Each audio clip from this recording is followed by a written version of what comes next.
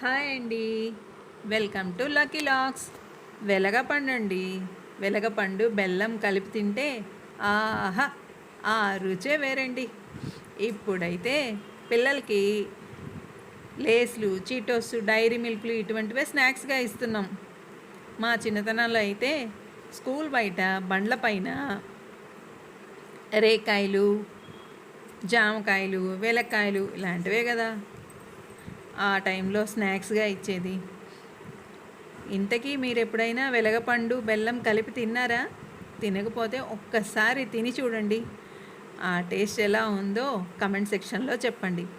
ఇలాంటి మరిన్ని వీడియోల కోసం please like, share and subscribe to my channel.